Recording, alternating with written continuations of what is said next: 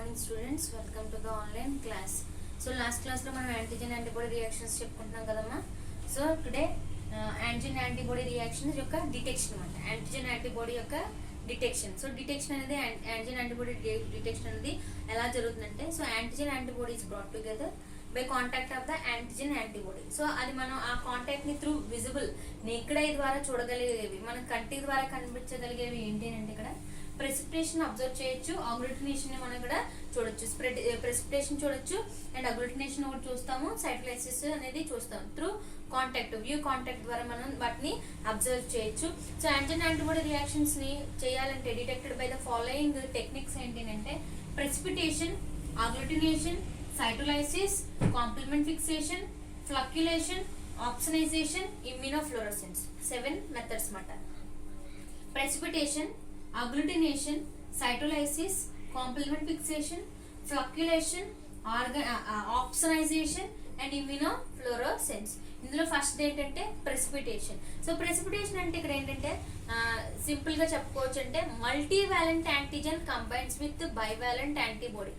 మల్టీవాలెంట్ antigen, so number of antigens అనేవి వెళ్ళి bivalent రెండుగా ఉన్న యాంటీబాడీస్ కి వెళ్ళి అటాచ్ అవుతుంది. మల్టీవాలెంట్ antigen and binds with the bivalent antibody to form a లాక్టీస్. ఇక్కడ లాక్టీస్ అనే పదాన్ని గుర్తుపెట్టుకోండి, LATTICE, లాక్టీస్ మాట. So which forms precipitate. అలా ఫామ్ అవడాన్ని ఏమని అంటారంటే ప్రెసిపిటేట్ అని పిలుస్తారు. మల్టీవాలెంట్ యాంటీజెన్ అనేది బైవాలెంట్ యాంటీజెన్ కింద వెళ్ళి బైండ్ అయ్యి to form a లాక్టీస్ and which form precipitate, దాన్ని ప్రెసిపిటేట్ అని పిలుస్తారు. సో ఇక్కడ ప్రెసిపిటేషన్ కి ఒక టెస్ట్ చేస్తారమ్మా. మనం సీరియల్ డైల్యూషన్ చేసినప్పుడు ఎలా అయితే 9 టెస్ట్ ట్యూబ్స్ తీసుకుంటామో, సో ఇక్కడ 9 టెస్ట్ ట్యూబ్స్ కాకుండా ఒక 7 టెస్ట్ ట్యూబ్స్ తీసుకోవాలి.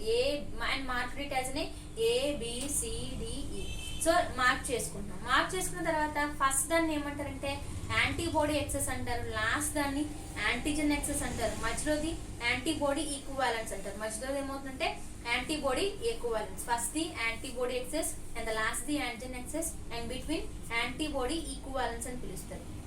So series of test tubes ని తీసుకున్న తర్వాత ఆ సిరీస్ ఆఫ్ టెస్ట్ ట్యూబ్స్ లో ఫస్ట్ ఆఫ్ ఆల్ ఏం యాడ్ చేస్తారంటే సీరం ని యాడ్ చేస్తారు.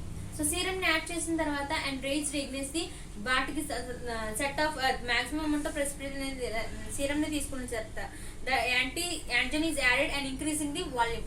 సో యాంటీజెన్ ని ఇంక్రీజ్ చేసుకుంటూ up to the A to D వరకు యాంటీజెన్ యాడ్ చేస్తారు, యాంటీ సీరం ని యాడ్ చేస్తారు. సీరం లో యాంటీబాడీస్ ఉంటాయి, అలాగే మీరు అక్కడ యాంటీజెన్ యాడ్ చేస్తారు. సో రెండు కూడా వెళ్ళి కంబైండ్ అయ్యి కర్వ్ ని అప్టైన్ చేస్తుంది. దాన్ని ప్రెసిపిటిన్ కర్వ్ అని అంటారు. ఆ ప్రెసిపిటిన్ కర్వ్ లోనే మీరు ఇక్కడ antibody excess, antigen excess, antibody equivalence ని అబ్జర్వ్ చేస్తారు. నేను మీకు డయాగ్రామ్ ఒకసారి చూపిస్తాను, ఒకసారి చూడండి అమ్మా. సో డయాగ్రామ్ చూస్తే మీరు ఇక్కడ చూడండి antibody excess, antigen excess. So ఇక్కడ చూడండి మధ్యలో ఇక్కడ ఫస్ట్ ABCD అని మార్క్ చేసింది. ప్రతి దాంట్లో కూడా సీరం ని యాడ్ చేస్తారు, నెక్స్ట్ యాంటీజెన్స్ ని యాడ్ చేస్తారు. ఇక్కడ యాంటీబాడీ ఎక్సెస్ అని అంటే ఎన్ని అమౌంట్ ఆఫ్ యాంటీబాడీస్, ఎన్ని యాంటీజెన్స్ కావాలో అన్ని యాంటీబాడీస్ కి వెళ్ళేది బైండ్ అవుతుంది, రిమైనింగ్ యాంటీబాడీ ఎక్సెస్ అంటారు. ఇక్కడ యాంటీజెన్ ఎక్సెస్ అంటే ఉన్న యాంటీజెన్స్, ఎక్కువగా బైండ్ అయిన యాంటీజెన్స్ అనేవి బయటికి రిమూవ్ అవుతాయి.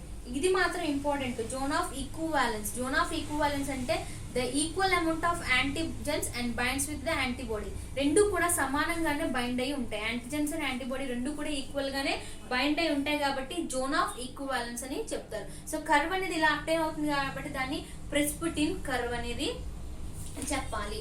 అండ్ నెక్స్ట్ సో ఇక్కడ మీకు అర్థమైంది కదా. సో మల్టీవాలెంట్ యాంటీజెన్ వెళ్ళి బైవాలెంట్ కి అటాచ్ అవుతుంది, దాన్ని లాక్టీస్ అని అంటారు. మనం క్లియర్ గా టెస్ట్ ట్యూబ్ లో కనుక మనం అబ్జర్వ్ చేస్తే యాంటీబాడీ ఈక్వివాలెన్స్ ఎన్ని అమౌంట్ ఆఫ్ యాంటీజెన్స్ ఉన్నాయో అన్ని అమౌంట్ ఆఫ్ యాంటీబాడీస్ కి వెళ్ళేది బైండ్ అవ్వడం జరుగుతుంది. Applications of precipitation reaction note చేసుకుంటామా. అప్లికేషన్స్ అనేవి ఇక్కడ ఎక్కడ మనం చూడొచ్చు అంటే సింగిల్ ఇమ్యూనో డిఫ్యూజన్ దగ్గర చూడొచ్చు, డబుల్ ఇమ్యూనో డిఫ్యూజన్ దగ్గర చూడొచ్చు, రేడియల్ ఇమ్యూనో డిఫ్యూజన్ దగ్గర చూడొచ్చు, immuno electrophoresis, rocket immuno diffusion.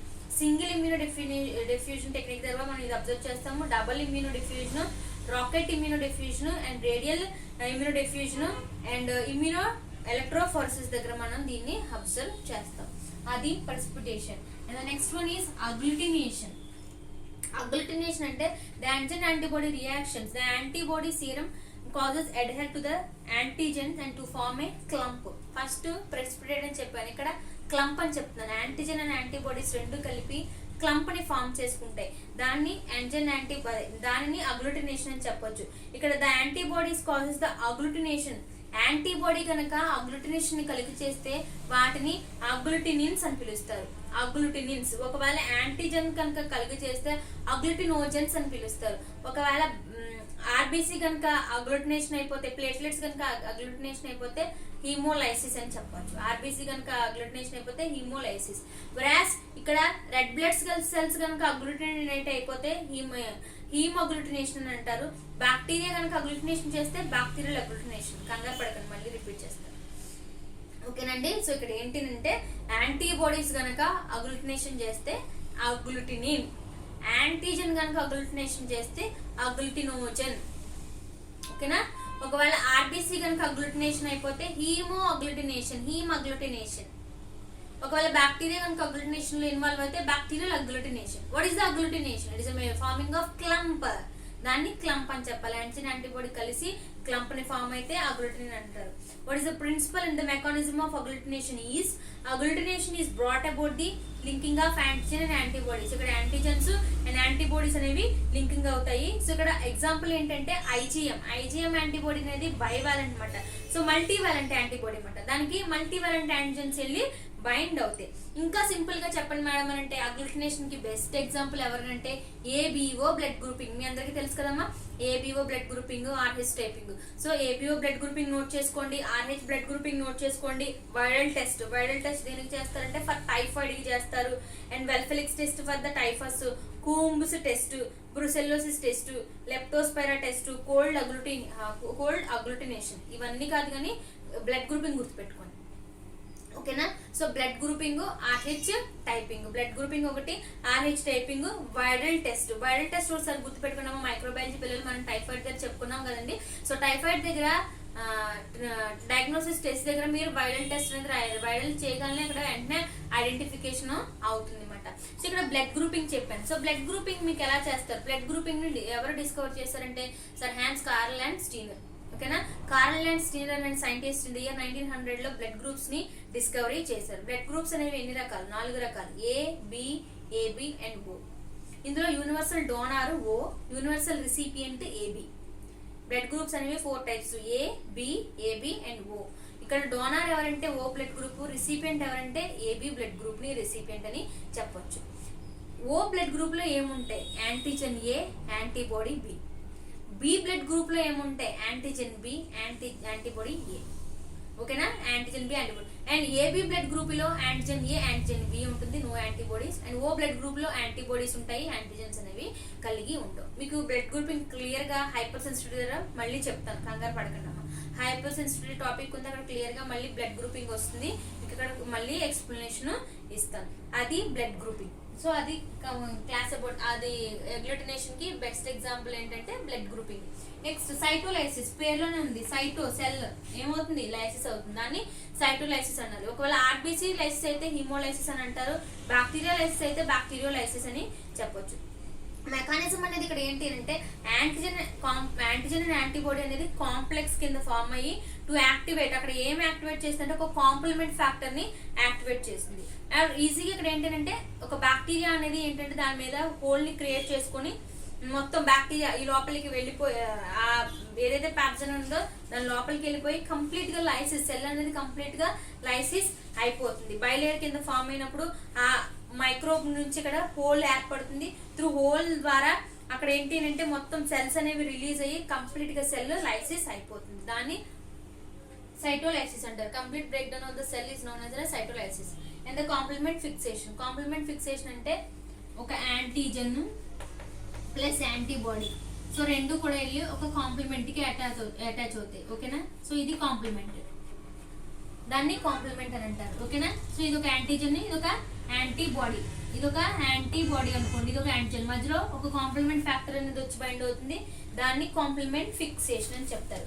And next flocculation. So flocculation అంటే ఏంటంటే antibody reaction brought about by the exotoxins and antitoxins release అవుతాయి. They form flocs. So flocculation is nothing but precipitation. ఓకేనా. So precipitation will not sediment. ఓకేనా, గుర్తుపెట్టుకోండి. Flocculation అనేది precipitation కింద కనబడుతుంది, but complete గా ప్రెసిపిటేషన్ అనేది సెడిమెంట్ అనేది అవ్వదు, దాన్ని ఫ్లక్యులేషన్ అంటారు. నెక్స్ట్ ఆప్సనైజేషన్. ఆప్సనైజేషన్ లో ఆప్సనిన్ అనేది ఏంటి అంటే యాంటీబాడీ అమ్మ. ఆప్సనిన్ అనేది ఒక యాంటీబాడీ. సో ఇక్కడ ఆప్సనిన్ ప్రాసెస్ ఉంటుంది, మీకు నేను మళ్ళీ చూపిస్తాను చూడండి.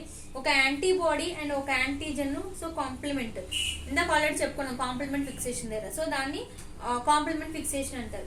సో ఇక్కడ దానికి ఇంకొక ఆప్సనిన్ అనే antibody, the fight against the antigen, అలాగా కలవడాన్ని ఆప్సనైజేషన్ అని అంటారు. ఇలా ఫామ్ అయిన తర్వాత కంప్లీట్ గా అక్కడ ఉన్న ఆ ప్యాథోజెనిక్ యాంటీజెన్ కి అది హోల్ క్లియర్ చేసి కంప్లీట్ ఫాగోసైటోసిస్ ని చేసేస్తుంది, కంప్లీట్ గా ఫాగోసైటోసిస్ చేస్తుంది అనమాట, దాన్ని ఆప్సనైజేషన్ అని చెప్తారు. And the last one is immunofluorescence. Immunofluorescence లో మీకు ఇమ్యూనోఫ్లోరసెన్స్ అనేది ఎందుకు అంటే it is used to locate the identify the antigen in tissue, pathogenic బ్యాక్టీరియాని ఐడెంటిఫై చేయొచ్చు, అండ్ టిష్యూ యాంటీజెన్ ని డిటెక్ట్ చేయొచ్చు. సర్ఫేస్ యాంటీజెన్ ని కనుగొనొచ్చు, ప్యాథోజెనిక్ యాంటీజెన్ ని కనుగొనొచ్చు, అండ్ టిష్యూ యాంటీజెన్ ని ఐడెంటిఫై చేయొచ్చు.